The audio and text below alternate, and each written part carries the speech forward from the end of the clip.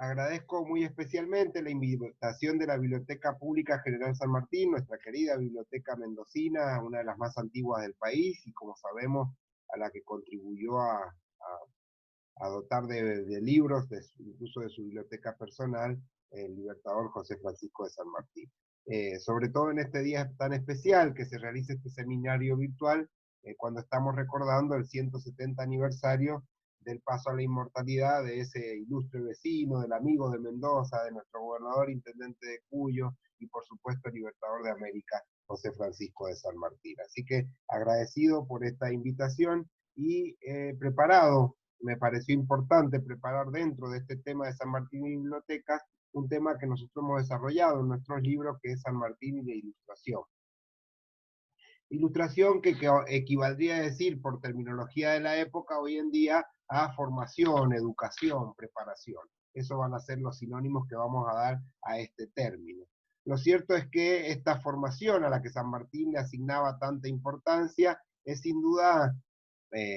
una síntesis de lo que fue toda su vida pública. Y hablando de síntesis, una síntesis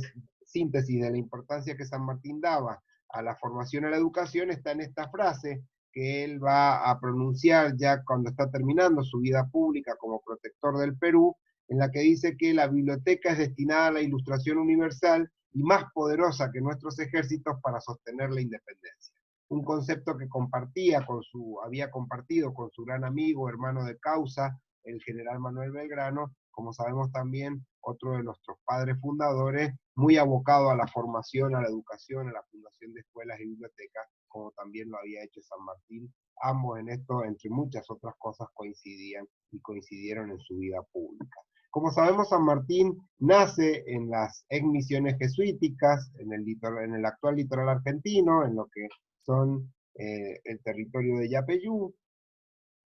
pero muy tempranamente, junto a su familia, va a partir a Buenos Aires y luego de Buenos Aires a Europa, a España, donde su familia se va a afincar. Como sabemos, su padre es militar de profesión, sus hermanos mayores todos van a abrazar la carrera de las armas y por supuesto él, siguiendo ese mandato familiar, también va a seguir la carrera militar en España, a la cual va a dedicar 20 años de su vida a la formación en los ejércitos españoles.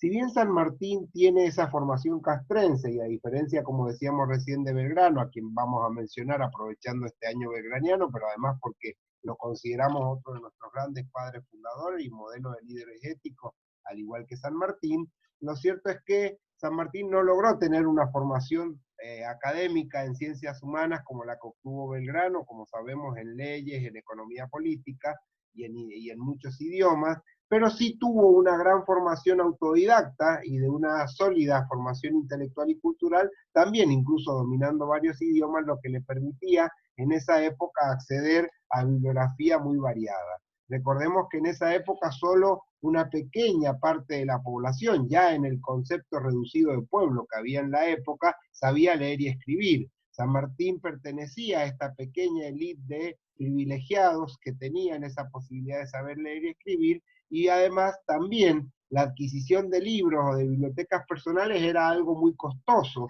al cual también no tenía acceso todo el mundo. Por eso también San Martín se encontró en esa situación y posición privilegiada de poder ir adquiriendo volúmenes y ejemplares, libros que después van a conformar su voluminosa biblioteca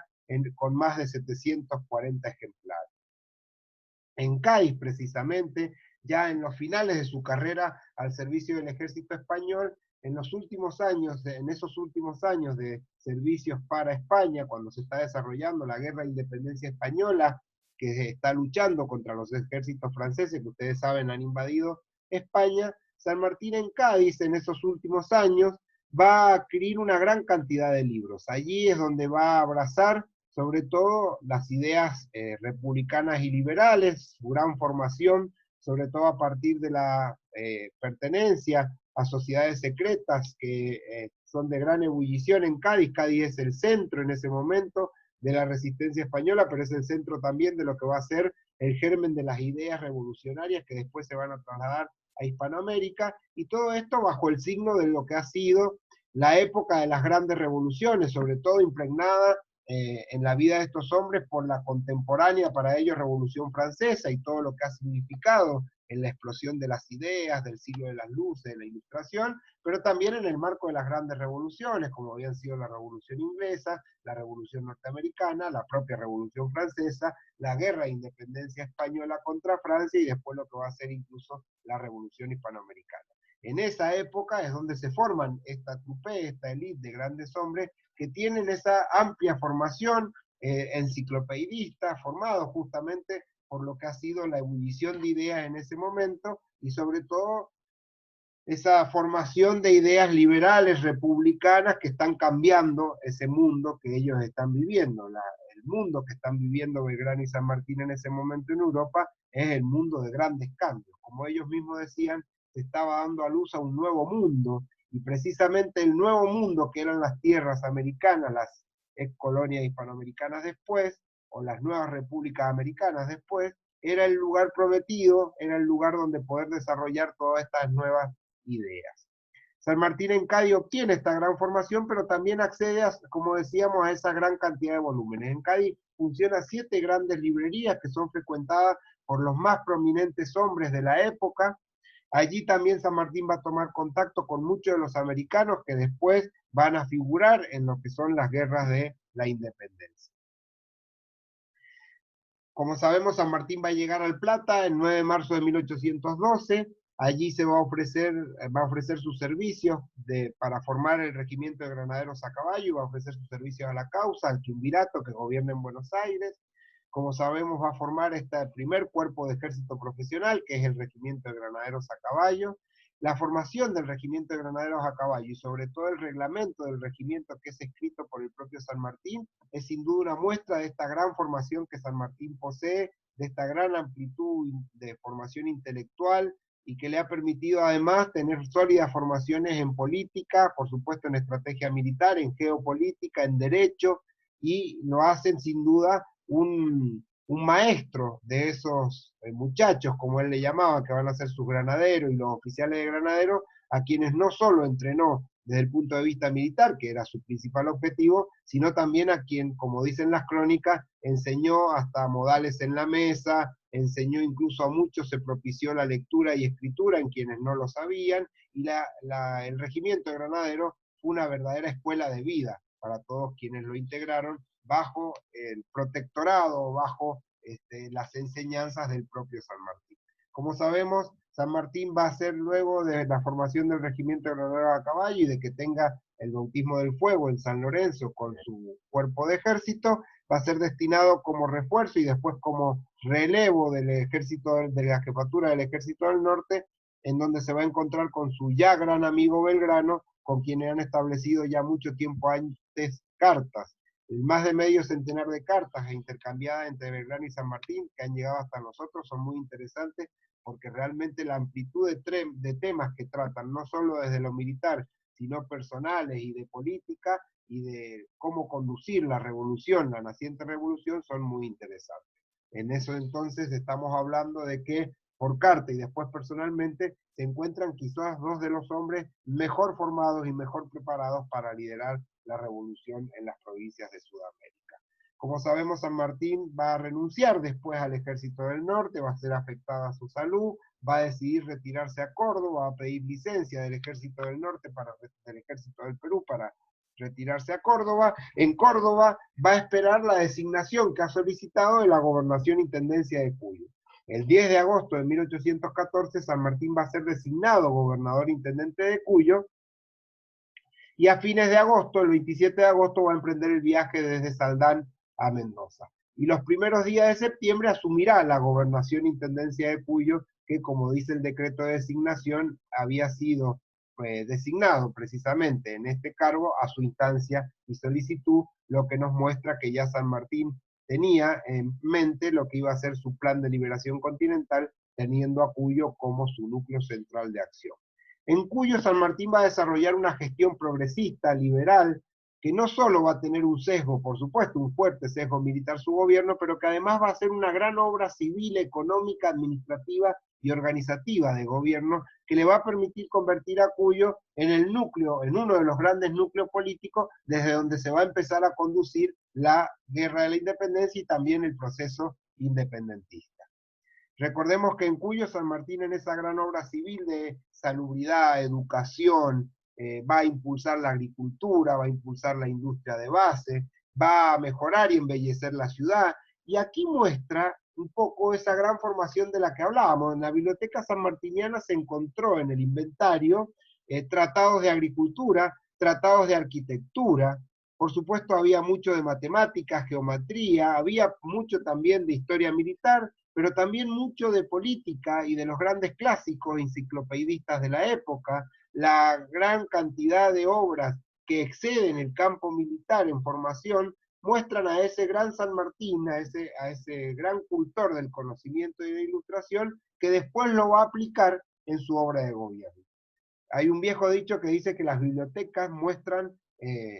la formación, pero también el interés de las personas que lo poseen. Sin duda la Biblioteca de San Martín nos muestra un interés tan variado y una formación tan variada en tantos temas, en tantas temáticas y en tantos conocimientos, que uno después las puede ver reflejadas en esa febril, en esa dinámica, en esa gran acción de gobierno que San Martín desarrolla en Cuyo desde septiembre de 1814 hasta agosto de 1816. Recordemos que el 1 de agosto de 1816 San Martín va a ser designado general en jefe del Ejército de los Andes,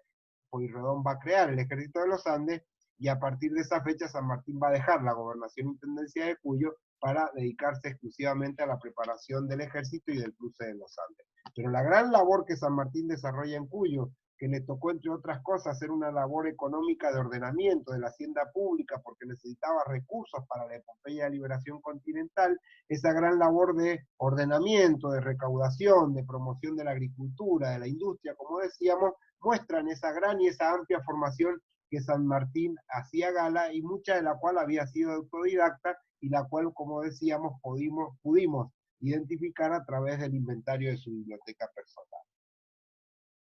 Lo cierto es que la gobernación-intendencia de Cuyo va a ser una gobernación muy amplia desde todos los puntos de vista, y desde aquí San Martín va a desarrollar una labor intensa, impulsando el desarrollo de Cuyo y de Mendoza especialmente,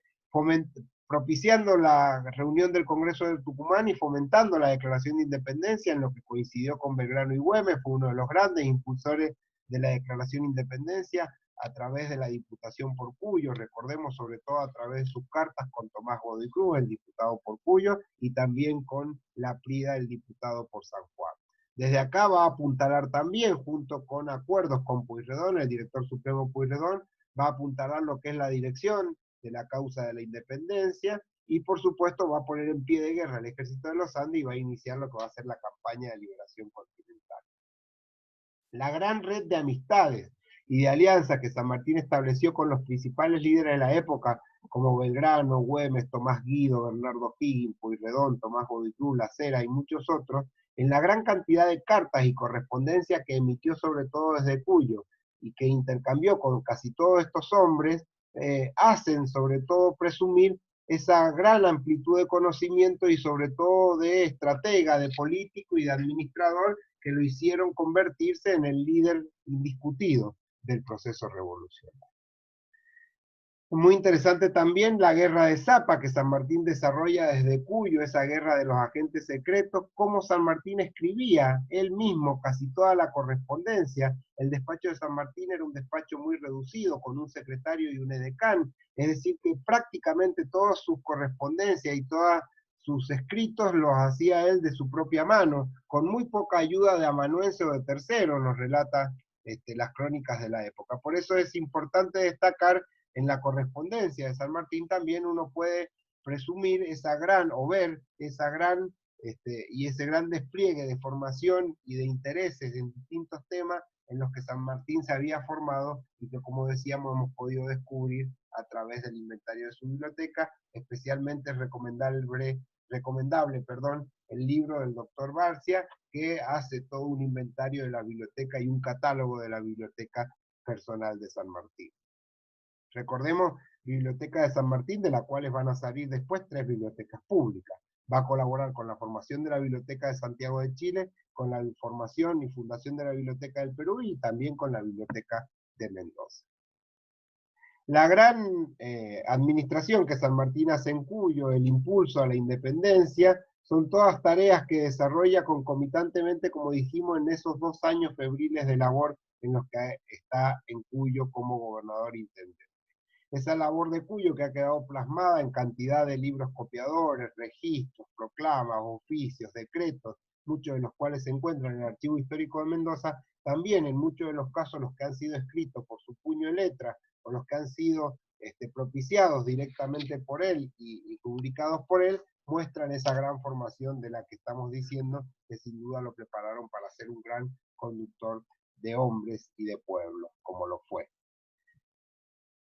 Una de las frases más interesantes la encontramos cuando San Martín destina el premio que le ha dado el Cabildo de Santiago de Chile después de la batalla de Chacabuco, del triunfo de Chacabuco, recibe un premio personal de 10.000 pesos fuertes, una muy importante suma de dinero y una vajilla de plata. Ese dinero que San Martín recibe del Cabildo de Santiago lo destina, lo devuelve y lo destina para que se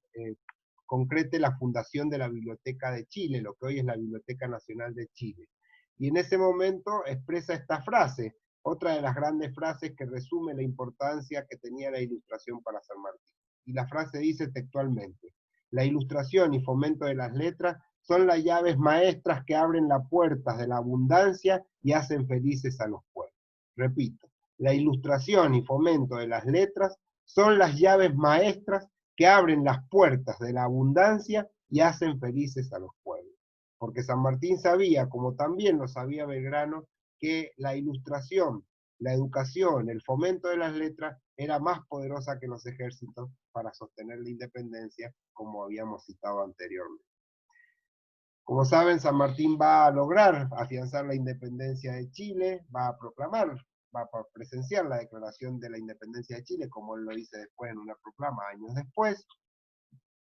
Va a terminar la campaña de Chile con la gran victoria de Maipú y unos años después va a iniciar lo que es la expedición libertadora del Perú. Cuando llegue al Perú le va a tocar asumir la primer magistratura fundante y lo va a hacer no como presidente, no como dictador, no como triunviro, no como director supremo, sino bajo el título, el sugestivo título de protector de la libertad de los pueblos libres del Perú.